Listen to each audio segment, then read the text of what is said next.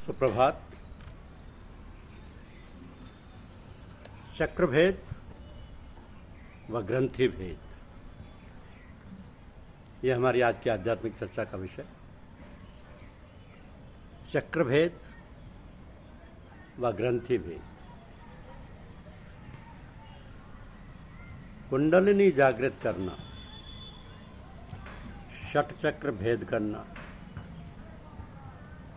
एवं ग्रंथि भेद करना, इन तीनों में एक सुंदर समानता देखने में आती है। प्राचीन ऋषियों ने मन और प्राण का संबंध और दोनों के कार्यकलाप की खोज करके प्रत्येक चक्र में निहित एक महती शक्ति आविष्कार की कि मन जहां जाता प्राण उसके पीछे चलता है। इनमें से एक को शांत करने से दूसरा खुद ही शांत हो जाता है, और यदि एक चंचल हो तो दूसरा शांत नहीं हो सकता। स्थान विशेष में चित्त संयम द्वारा प्राण की क्रिया उत्पादन करने से अनेक कठिन रोगों का इलाज किया जा सकता है। व्यायाम शास्त्र के विख्यात शिक्षक शैंडो मन की तरफ विशेष लक्ष्य रखने का उपदेश करते थे। अब योग की विशिष्ट क्रियाएं प्रधानतः दो प्रकार से साधित होती हैं: मन की सहायता से ध्यान योग अथवा भक्ति योग अवलंबन करके, और प्राण की सहायता से क्रिया योग अवलंबन करके। तो एक का अवलंबन करने से दूसरे की सहायता स्वतः ही मिल जाती है। उत्तम साधकों ने इन दोनों तरीकों में एक समन्वय बनाकर साधन राज्य को सुगम कर दिया है। अब प्राणवायु की सहायता से कार्य सिद्धि लाभ करने में कुछ बल प्रयोग करना पड़ता है।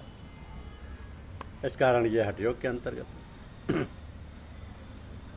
इस प्रणाली में विपद की संभावना भी काफी है। राजयोग के साधक इस प्रकार बल प्रयोग न कर ध्यान और संयम की सहायता से अपेक्षाकृत सहज उपाय से सफलता प्राप्त कर लेते हैं। ऋषियों ने देखा कि हमारे पतन के मूल में है वासना, संस्कार, वृथाकृत्वाभिमान एवं कामना, यानी आसक्ति, स्वार्थ, भोग स्पृहा, फलाकांक्षा, प्रतिष्ठा और मोह।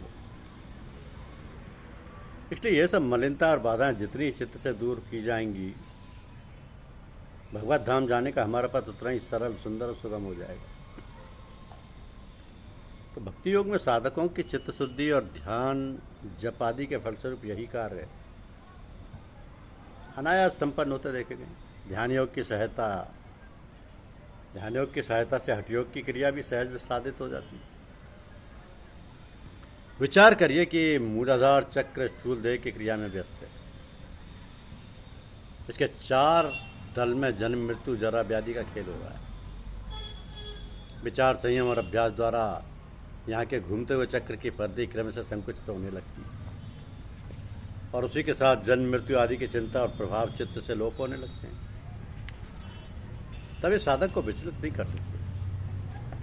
तब साधक का मन दल परिधि त्याग कर केंद्र स्थल में जाकर ऊर्ध्व गति प्राप्त करता है। परंतु साधक को ऊंचे स्थित स्वाधिष्ठान चक्र की भूमि प्राप्त होती है।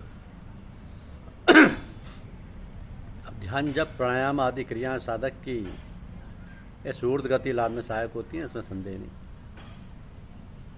स्वाधिष्ठान चक्र रिपु स्थान है। 6 रिपु, काम, क्रोध, लोभ, मोह, मद, मत्सर, इनके 6 दल हैं। विचार, जप आदि के फलस्वरूप इस चक्र की परिधि भी कम होने लगती है और साधक के चित्त को केंद्र स्थल में ले जाती है। तो जब साधक अनायास रिपुओं को जीतकर ऊपर के चक्र की भूमि लाभ करता है, इस प्रकार साधक एक एक चक्र भेद कर जब साधन राज्य की सर्वोच्च भूमि लाभ करता है, अर्थात सहस्त्रार में पहुंचता है, तब उसकी जपादि साधना चिंता चेष्टा रहित होकर स्वाभाविक अवस्था लाभ करती है। समस्त जगत चक्र तब वक्रता त्याग कर भगवत धाम में परिणित हो जाता है। साधक तब ब्रह्मानंद रस में सराबोर हुआ ब्रह्मभाव को प्राप्त होता है। तो जपादि सब साधनाओं के भीतर हम 3 तत्व देखते हैं: भगवान के निकट जाना, भगवत भाव से प्रभावित होना, सब तत्वों को भगवत तेज और भगवत शक्ति से युक्त भगवत कार्य प्रदान या कार्य साधन में नियुक्त करना।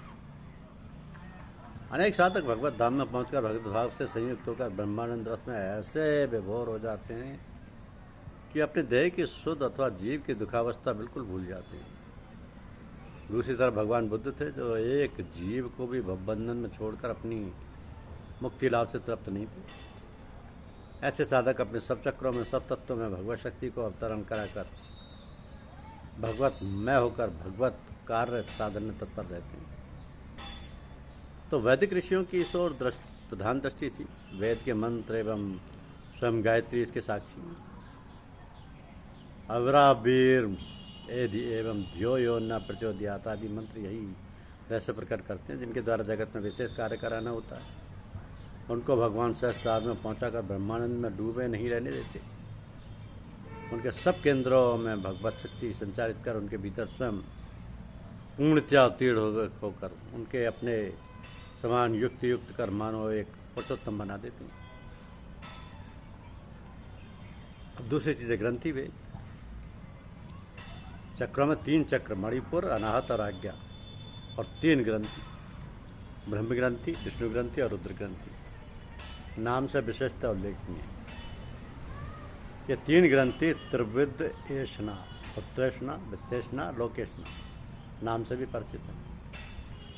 संन्यास लेने के समय त्रिविदेशना त्याग की व्यवस्था है। ब्रह्म ग्रंथि वेद के फलस्वरूप साधक कामादि को प्रवृत्ति, सृष्टि वासना इत्यादि को पूर्णतया जीत कर जितेंद्रिय होकर प्रसिद्धि लाभ करता है। तो विष्णु ग्रंथि वेद हो जाने पर वैष्णवी माया, धन, ऐश्वर्य आदि का प्रलोभन उसको विचलित नहीं कर सकता।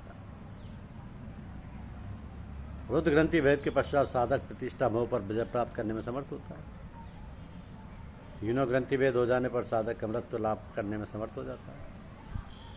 गुहा ग्रंथिभ्यो विमुक्त अमृतमश्नुते, अमृतमश्नुते। ये 3 ग्रंथि 3 विशेष चक्र हैं। ध्यान यानी जप, प्राणायाम आदि उपकार उत्तम रूप से किए जाने पर चक्रभेद अथवा ग्रंथि भेद आदि क्रियाएं स्वतः साधित हो जाती हैं। अब ग्रंथि भेद का अर्थ है बंधन से मुक्ति लाभ करना। ये बंधन 3 प्रकार के हैं: दहेज, प्रणज, आत्मज। जगत में एक विराट स्थूल देह है।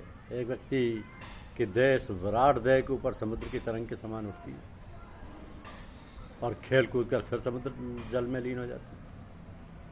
हम बुद्धि के दोष से, संस्कार के बस होकर एक एक लहर को अपनी समझकर उसमें बंध जाते हैं। ये बंधन काल्पनिक है। इस कल्पित बंधन को दूर करके समस्त देहों को आत्मा के देह रूप में उपलब्ध कराना या करना ब्रह्म ग्रंथि वेद का लक्ष्य है।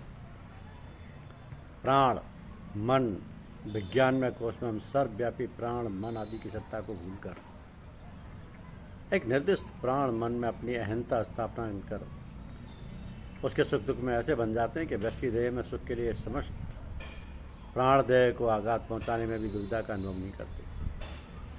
तो जगत में सर्वत्र एक ही प्राण का खेल हो रहा है। सबका सुख दुख एक ही में सम्मिलित है। ये तत्व उपलब्ध कर व्यष्टि देह के सीमाबद्ध सुख दुख को समष्टिगत सुख दुख में मिला देना प्राणी ग्रंथ अथवा विष्णु ग्रंथि भेद का उद्देश्य है।